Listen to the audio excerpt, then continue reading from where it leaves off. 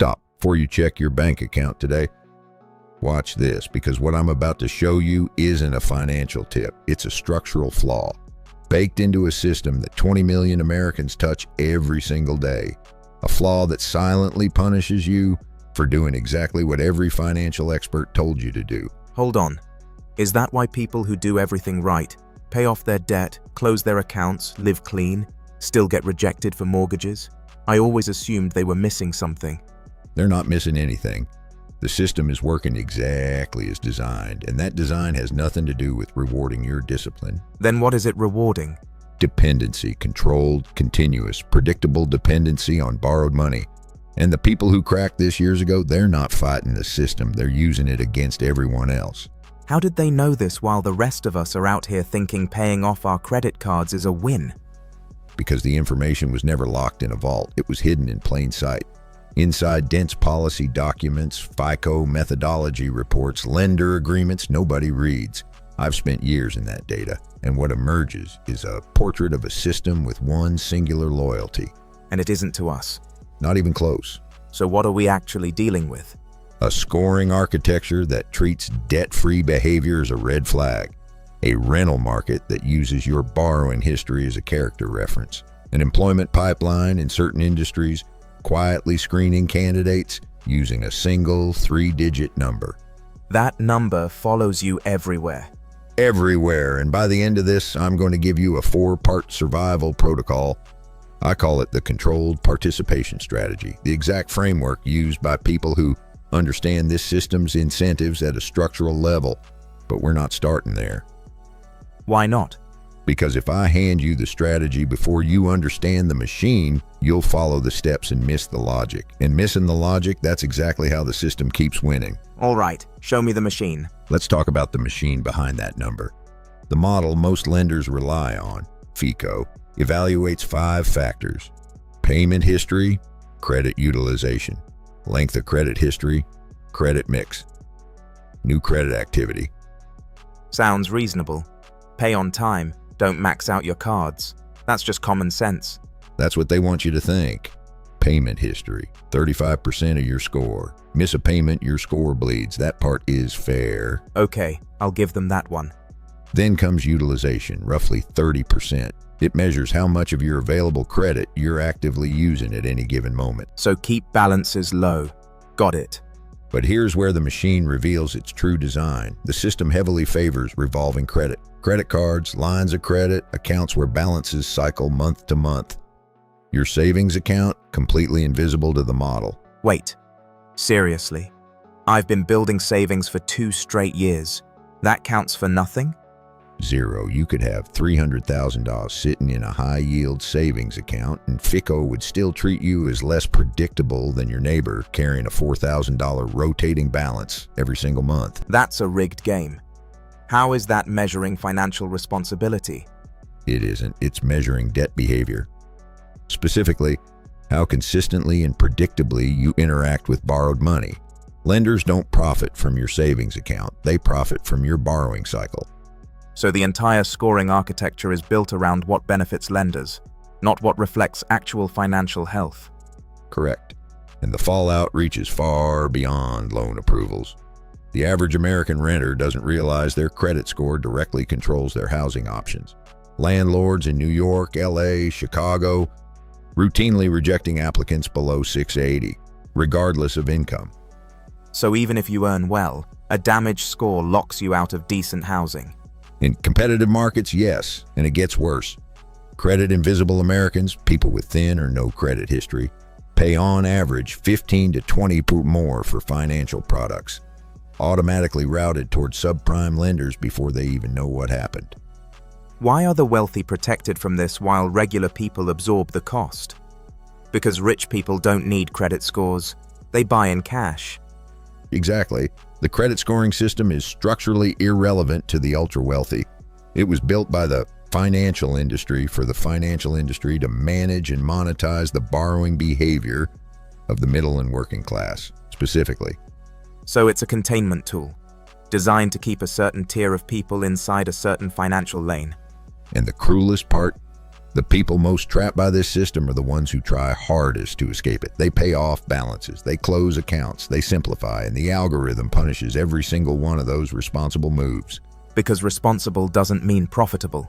Not to the model. To the model, profitable means predictable, and predictable means continuous borrowing. So what actually happens inside the algorithm when someone does the right thing and pays everything off? That's exactly where the hidden damage lives, and most people never see it coming. Here's what actually happens inside the model when you pay off your credit card and go quiet. 2 simultaneous damage events fire inside your score. Most people only know about one. I only ever heard about the utilization hit. That's the decoy. Yes, close a paid-off card, your total available credit collapses, utilization spikes, even though your actual debt hasn't moved by a single dollar. That alone can crater your score 20 to 40 points overnight. Just from closing a card you already paid off. But the second damage event, that's the one nobody talks about. When you eliminate revolving activity entirely, the FICO algorithm initiates what's internally classified as a data thinning process. Your behavioral profile becomes statistically sparse. Meaning the algorithm doesn't have enough signal to feel confident about you. Correct, and here's the specific number that should genuinely disturb you. FICO's own research indicates consumers with no active revolving balances in a given scoring period can experience score volatility of up to 60 to 80 points, even with a flawless payment history. 60 to 80 points for doing nothing wrong. For doing nothing at all, which is precisely the problem. The model interprets financial stillness as financial uncertainty. So the algorithm punishes inactivity the same way it punishes irresponsibility. And in many scoring windows, yes. And this is where the numbers get genuinely ugly. The average mortgage rate gap between a 760 score and a 680 score in today's market sits at roughly 1.2 to 1.5 percentage points. Okay, that sounds... On a $400,000 home loan over 30 years, that gap costs you between $97,000 and $130,000 in additional interest. That's not a rounding error. That's a college education. That's a retirement account. That's a decade of savings. Vaporized. Because an algorithm decided your financial behavior wasn't active enough. If this is true, the entire system is a lie. We're being told to pay off debt, while the model is silently billing us 6 figures for following that advice. And here's the part that should be public knowledge, but rarely is. Credit scoring models are proprietary. FICO is a private company. Their exact weighting formulas are trade secrets. So we're all being evaluated by a formula nobody is legally entitled to fully see. The system that determines whether you get a mortgage, rent an apartment, or pass an employment background check and operates behind a wall of intellectual property protection. That cannot be legal. This affects hundreds of millions of people. And that is precisely the debate. Defenders argue full transparency would allow people to game the system, producing scores that no longer reflect real risk. But that argument protects the institutions, not the consumers. If I'm being judged by a formula, I have a right to know that formula completely. Counter-argument from the industry. Transparency already exists. FICO publishes general methodology. Consumers can access their scores and reports. General methodology is not the same as the actual algorithm. That's like giving someone the ingredients of a recipe without the measurements. It's completely useless. Which is why several consumer advocacy groups have formally petitioned the CFPB to mandate full scoring transparency. Those petitions have been largely stalled. Stalled by who? By the same financial industry that profits from the opacity of the current model. So they're actively blocking transparency to protect a system that quietly extracts hundreds of thousands of dollars from ordinary Americans across a lifetime. Across millions of lifetimes, simultaneously. That's not a glitch in the system. No, it's the system working exactly as intended. Here's the uncomfortable truth about everything we just laid out. Most people will hear this, feel the anger, share the outrage, and then do absolutely nothing differently. Why? If people understand the trap, why would they stay in it? Because understanding a system and knowing how to navigate it are 2 completely different skills. And the financial industry understands human psychology better than most people understand their own bank statements. Meaning they know people will get angry and then drift back to their default routine. Exactly. The outrage cycle is built into the design. People discover the unfairness, they feel temporarily activated. Then the friction of changing financial behavior pulls them back. The industry has studied this pattern for decades. So the knowledge alone isn't enough. Knowledge without a behavioral framework is just expensive frustration, and here's where the gap between two types of people becomes completely visible. People who understand this system structurally versus people who only understand it emotionally. What's the real difference? The person who understands it emotionally closes their credit cards in protest, watches their score collapse, gets locked out of a better mortgage rate, pays an extra $110,000 over 30 years, and never connects those dots. While the person who understands it structurally Keeps those accounts open, maintains minimal activity, manages utilization with surgical precision, and quietly accesses better rates, better housing, better financial products across every decade of their life. The difference isn't income, it isn't intelligence. It's information, specifically behavioral information about how the scoring architecture actually rewards and penalizes activity. Okay, stop the theory. What do we actually do tomorrow morning? Practically, specifically, what are the exact moves? 5 concrete actions. First, immediately stop closing paid-off credit accounts. Leave them open. Run one small recurring charge through them every 1 to 2 months. A streaming subscription, a utility bill, something automatic and forgettable. So the algorithm sees life in the account without you thinking about it. Second, target a utilization rate between 3% and 9% across all revolving accounts. Not 0, not 30. That specific band consistently produces the highest scoring outcomes in the current model. Under 10%, but not 0, because 0 reads as inactive.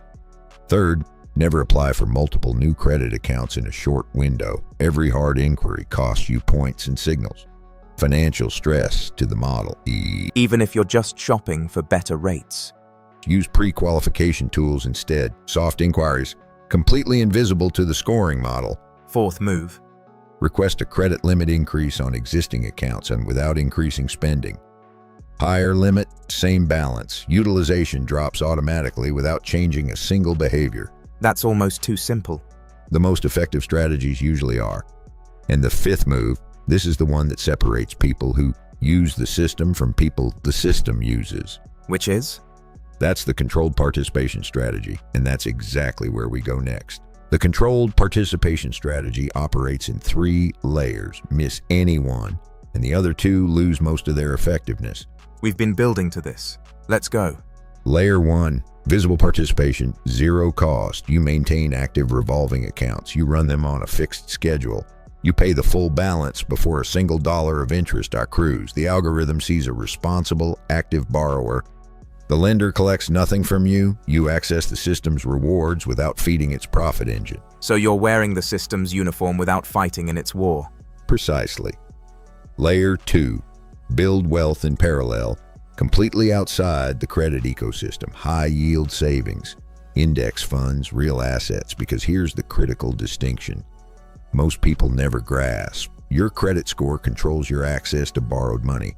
It controls nothing else. Your investment portfolio, your savings rate, your net worth, none of that flows through FICO's model. So while you're maintaining the appearance, the algorithm needs to see you're building actual financial independence in a completely separate lane. The credit system sees what it needs to see. Your real wealth grows where the system cannot touch it. That's the separation most people never make. They treat the credit score as the destination instead of just a gateway. Which brings us to layer 3. Audit your credit profile every single quarter, not annually, quarterly, because errors inside credit reports are far more common than the industry publicly admits. The FTC found that 1 in 5 Americans has a verified error on their credit report significant enough to affect their score. 1 in 5. That's 40 million people potentially paying higher rates, losing housing, failing employment screenings, because of data that is factually wrong.